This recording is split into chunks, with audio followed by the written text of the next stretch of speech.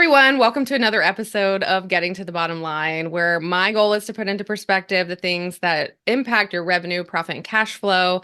I'm your host, Stephanie Smith. I am the owner of New Light Financial Solutions, where we offer outsourced CFO services to help business owners walk the one clear path to generating more cash in their business. And I am super excited to have Renee on my show with me today. I have found her online, I'm in her community, and I'm a little bit of a fangirl, I have to admit. But I know we're going to have a great conversation about sales and how that impacts your revenue. So thank you so much, Renee, for being on my show and agreeing to be here with me today. Thank you. Thank you so much. Thank you. And so I'll introduce myself. For those who may not know me, I'm a sales strategist. I had my own sales agency for about 15 years. Sold my territory, got into yoga, became a yoga teacher, not because I wanted to be a yoga teacher, because I wanted to deepen my practice. Really, I needed to chill out. And so that being said, it was great. Got into a business where I had two partners that I met as my yoga students. They were both PhD. They called themselves lab rats, doing cancer research for Henry Ford Hospital here in Detroit, Michigan. And they had this beautiful and amazing, delicious beverage that would help people as a health drink, and they couldn't sell it. I was like, I'll help you. And that became my second company that I started, grew, and sold. And then I had a baby, and then I stayed home with him for 5 years. And then when he went to kindergarten, I was like, my friends are all very busy during the day. What should I do? I'll just hang up a shingle and I'll consult on the side. And so obviously I'm skimming over a lot of things here, but the reality is that a lot of women who are selling for themselves versus selling for other people, like when you hang up your own shingle and say, I'm going to consult on the thing I'm an expert at, or I'm going to sell the service of the thing that I'm an expert at, it's a different ballgame. And it's a different energy. It feels like we're bragging if we're sharing. It feels like we're, overselling if we're marketing our business. And those aren't feelings that as women we like to have. We've been on the receiving end of bad salesmanship, like the pushy guy with the perfume in the mall, like that energy. We don't want that guy. And we don't want to give that off. And so I found a very specific niche in the online digital space where I'm helping women entrepreneurs who are experts, who are hanging up their own shingle, to sell with comfort, to sell confidently, but not without feeling like they're bragging. So that's where my niche is right now. Of course, I still do have corporate clients. I still do help sell, train sales teams, because sales is sales. As long as you're talking to another person, the process is the same. So that's where I'm coming from today. I love that story. And I can attest as being a female business owner online that it can be a challenge to put yourself out there and I don't know, just it does feel icky. And I have been the recipient of some of those really bad salespeople up until really recently too. So it just almost never stops.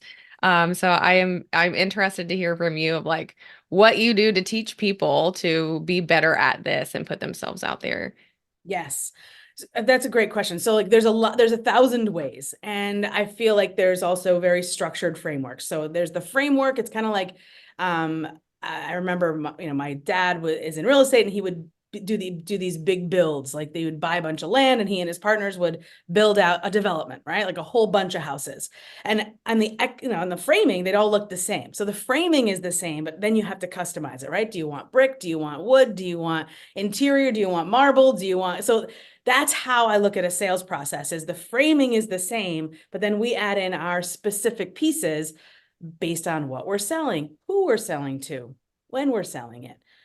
So having said that, yes, I have processes and systems, whether it's working with individuals who are selling for themselves or organizations. And so based on your listeners, what do you think we should talk about next? Well, so we consult with our clients on how to generate more cash, right? And we talk about drivers of revenue, profit, and cash flow. So some of those drivers are leads, like who knows who you are. And one of the revenue drivers is also conversion rate, which I think falls into this category, right? So getting those leads to actually say yes to you. So what is your tip for, first of all, getting people to find you and know who you are before you can even make the sale? Perfect. I love it. Let's talk about that. So have you ever heard the phrase, deals are made on the golf course? Yes, Okay. but I And don't play golf. correct. And that was also a phrase that was created before there was the internet. So what is today's golf course? Today's golf course is here. right? Your phone, because that's what we carry around with us all the time. So the golf course is where we create proximity. So I teach 4 mile markers that everybody needs to cross before they can say yes to anything, even a brick of gold for free. So proximity is the first mile marker. The internet gives us that so easily. But back in the day, we had to join a club and get on the golf course to gain that proximity outside of work. Because if we only meet somebody under a work context, we don't necessarily trust it, right? We're like, you're just here for work. You're just saying that because it's work. But if you get to know them in a casual way, like on the golf course, we have to figure out what's today's golf course. And I'm saying it's your phone, it's social media. And so what is a way to get people to get to know about you is to leverage social media. And I don't necessarily mean posting all the time. When somebody works with me, a lot of times they've tried a lot of ways to get leads. And one of those ways is like, I'm going to post for 30 days. I'm going to do 30 days of reels. I'm going to do blah, blah. I mean, pick a thing, right? And it's not wrong. It's not like it's going to hurt your business, but it's not necessarily going to get you leads. It just gets you visibility, but it doesn't necessarily get you proximity, because proximity is when you're actually having a back and forth correspondence of some sort. In social media, that could be as easy as a like or a comment. So it's a lot less effort to get to the golf course today, right? We carry it around in our pocket. But the challenge that people have is that they don't necessarily know what to say, even with that proximity. So mile marker number 2 is have a reason to reach out. So before we started pressing play here, podcast hosting is a really great way to gain proximity and have a reason to reach out, right? Hey, I have a podcast. I'd like to interview you. I think everybody in the world understands what that is. We all listened to podcasts, we've heard interviews, and we think, I could do that. Somebody asks me questions and I give answers.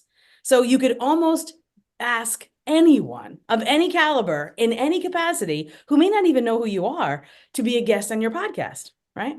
That makes complete sense. And that's how you're here today. I reached out to you and asked, do you want to be Absolutely. on my podcast? Absolutely. And you weren't some, stranger off the internet, but even if you were, it wouldn't be that strange. I mean, I have a client who her whole career is pitching people for podcasts, cold pitching, right? So she has people pay her to get them on podcasts. That's what she does all day long. And she loves it. So that process is one way. But it doesn't always have to be a podcast. It could be because this is our golf course of today. It could be an article on LinkedIn, for example, right? If you write 500 words, which is not that much, especially with all the help that AI can give us today, being our writing partner. Thank you, Claude. Thank you, ChatGPT. Thank you, Perplexity. Thank you, all the GPTs. Thank you. I love AI. I use it all the time. It's not, it's always just the thing about AI. It's the dumbest it's ever going to be today, right? So I use it as a helping writing partner. But what if I were to publish an article on LinkedIn that said the top 5, like whatever your avatar is, right? The top 5 businesses in Georgia today. You have a reason then to reach out to the top 5 businesses that you would like to get proximity with. So now you have proximity and a reason to reach out. Hey, I just published the top 5 businesses. I listed you. Do you want the link to check it out? They're going to be curious about what you said. So they're like, yeah, sure. I'm just giving one example here. Yeah, I mean, that's a good example. It doesn't have to be like you have to start a podcast, get a podcast, get all the equipment and do all the stuff, because that's a lot of work. You could just literally write 500 words and say, as a blank who does blank for blank, I look for businesses who excel in these 3 areas. And here are 5 that I've found in Georgia. Now, if you want to find out more about how to get your business on this list, or and you don't even charge for it. There's businesses that also use it as a reason to charge people. You do it for free because what you're really selling is your services or your consulting on the back end, right? So you're getting proximity and a reason to reach out together. But there's a 3rd and a 4th mile marker. And so how do you turn those leads into conversions, right? That was the second part of this question. Yes. Well, and there was this commercial when I was growing up, it's like, an educated consumer is our best customer.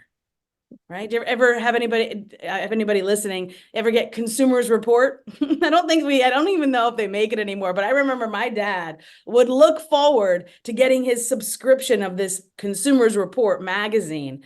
And he would look at it and he would decide what car to buy. He would decide, what pen to buy, everything from watches to pens to cars to whatever we were going to buy. Well, it said it in Consumers Report. So it was a trusted brand that gave valuations, hopefully unbiased, but we don't know, right? Always follow the money, okay?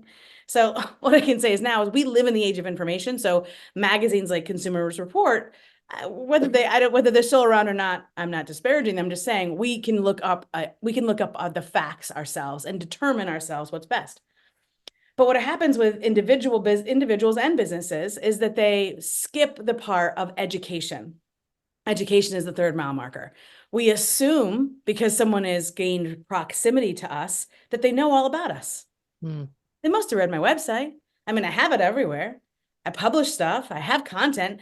Or maybe you don't have content or a website. That's fine too. But they must know, or do they? They probably don't. I can't tell you how many people get on a podcast or even get on a discovery call and they're like, so tell me what you do. And I'm like, so they don't, well, that doesn't happen to me anymore because I have, things in place that mitigate those risks. Because what we don't want is to sit on a discovery call or the first connection point and them asking us, this potential customer asking us, so what do you do again? It's like stab, eye, Oh, because yes. an educated consumer is our best customer, right? Just like that old adage. So how do we educate them? We have 1,000 ways. It's right here in our pocket. I would say 90% of my business I run from my phone. I can write an email on my phone. I can send a text message on my phone. I can send a link that already has a lot of information on my phone. So once I have proximity with someone and a reason to reach out and I ask them questions, that's the next part of the education. It's not even just one way. I don't just want to know about them. I also want to ask them questions with framing, right? So like when I first came on here, I said, this is who I am and this is what I do. And this is where all this information is coming from. So you understood now that you're hearing me say these things, I've had a sales agency for 15 years. I had a beverage company. I was a yoga teacher. You know certain things about me so that whatever I'm saying has context. And so that's what mile marker number 3, education is teaching people, asking questions of people with context.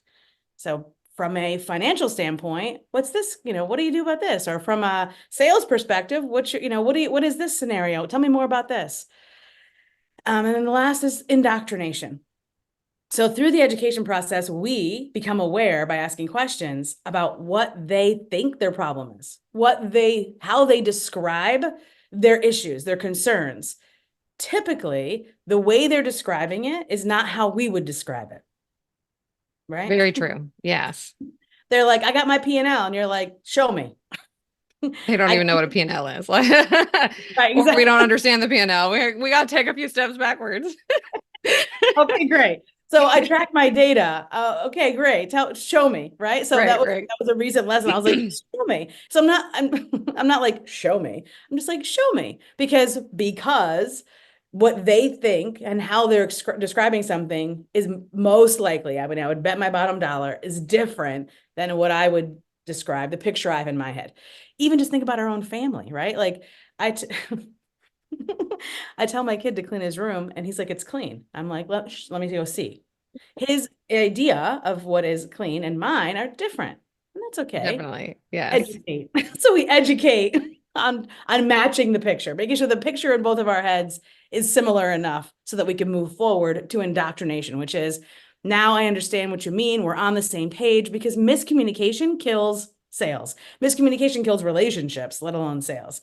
And sales is really just one big relationship. Once we get to know somebody, we hear their problems, we determine if we have a solution for that. If we determine we do, then we need to match our language to theirs so they understand they're in the right aisle. This is where you get that, right? I always imagine Home Depot, like, where are the hammers?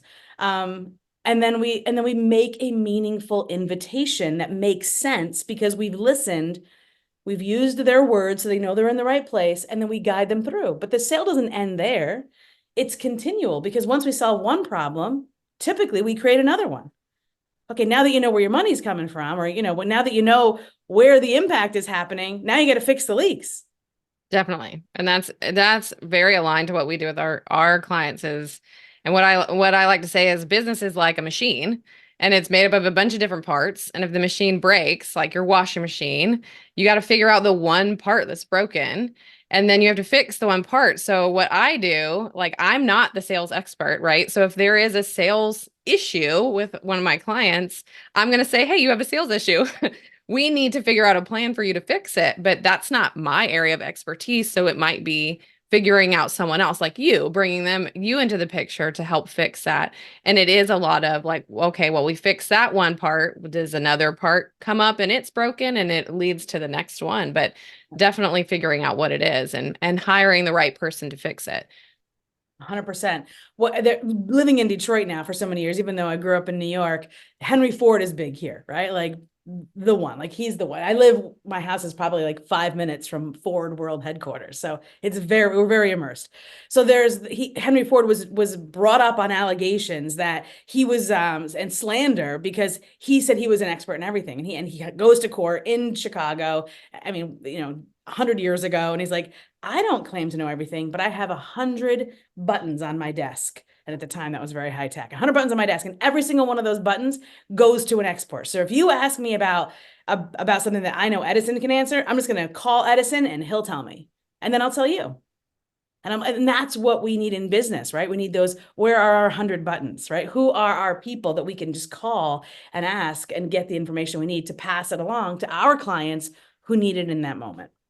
I think people are, I don't know, ashamed or afraid or that they don't know all the answers or even to ask for help sometimes. And I think we need to really like get rid of that attitude and I'm a big believer of like, if you don't know, find out from someone else or ask someone else, or I don't know, ask ChatGPT at this point. Like there's so many resources if you don't want to find someone specific to talk to, but it's okay that you don't know all the answers, especially as a business owner. We're wearing all the hats. It's really hard. You're alone, essentially usually alone with not a lot of community.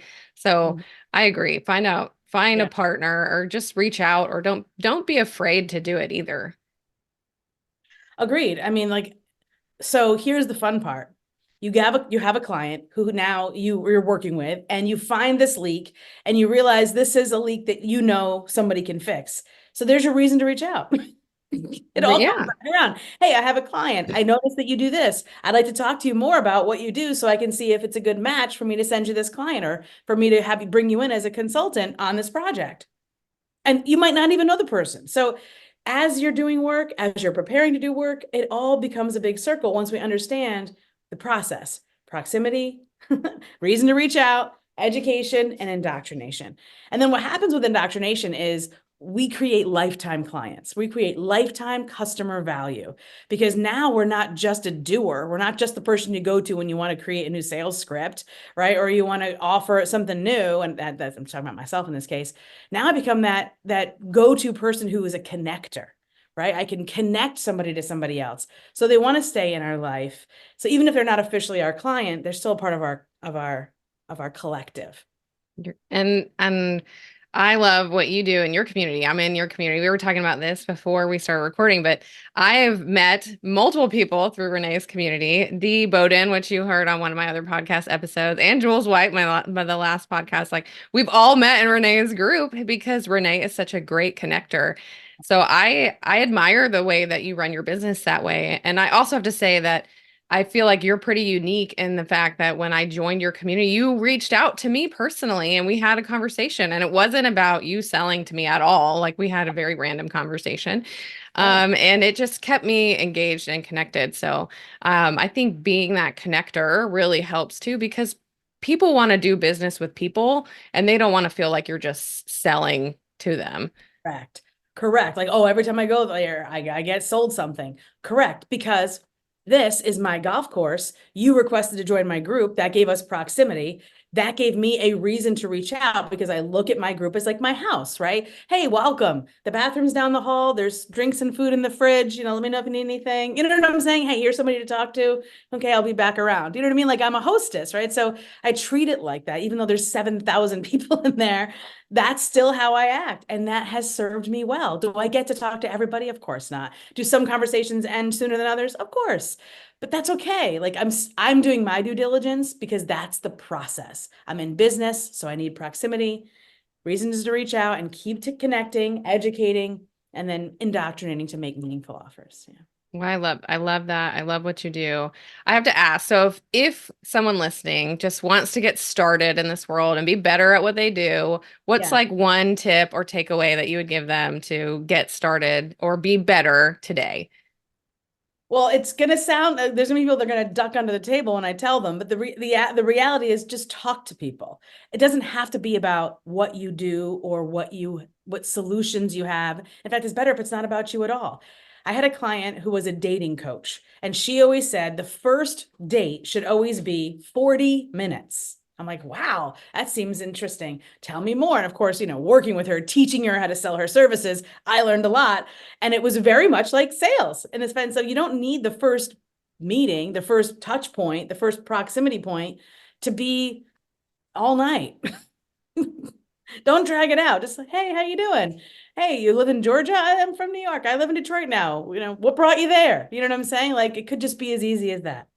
Yeah, and I like that. And I also feel like just getting over the hump of reaching out just in general, right? Just I know that's one of my biggest challenges. It feels awkward and you don't know where it's going to go, or I feel like it's hard on the internet because it's not as personal, it's not face to face, and you can't it's a different kind of connection. So just do it.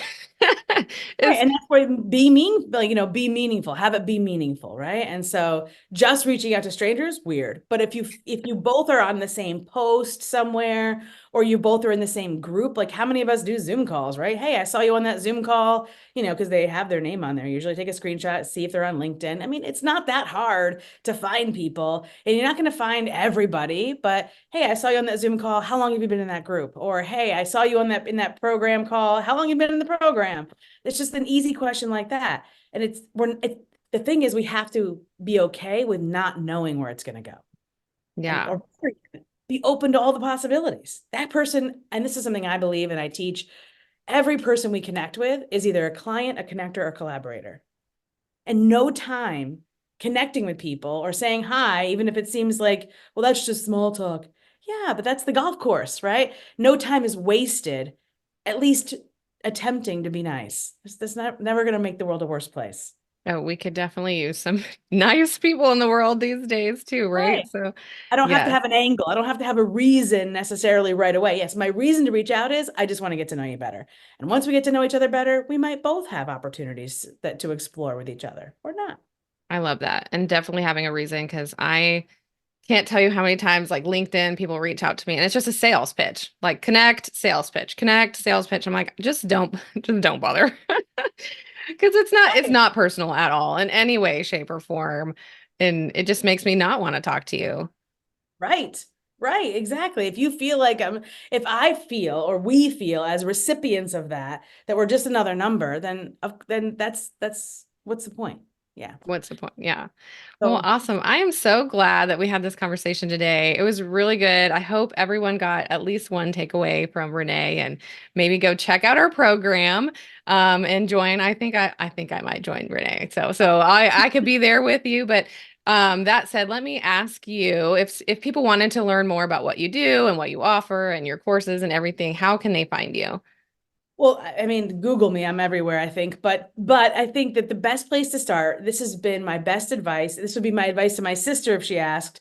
And that is, I have a free mini sales course. And it sort of just kind of breaks the ice. It gets kind of the flow of what are clients, connectors, and collaborators? How do I reach out without feeling spammy or weird or salesy or sleazy? And that's free. It goes over the course of days. There's videos and there's text, and like it's fun. And I, of course, do ask questions in the emails. And if you hit reply, I'm actually on the other side. So hey, hit reply to any email I ever send you. And that's just renehribar.co and then /training. Awesome. Yeah. Awesome. I'll put that in the show notes so everyone can find you. And if anyone's interested in finding more about what I do, you can also find me at newlightfs.com. And that said, I am so glad you're here. Thanks for chatting with me today. It's been a pleasure speaking with you.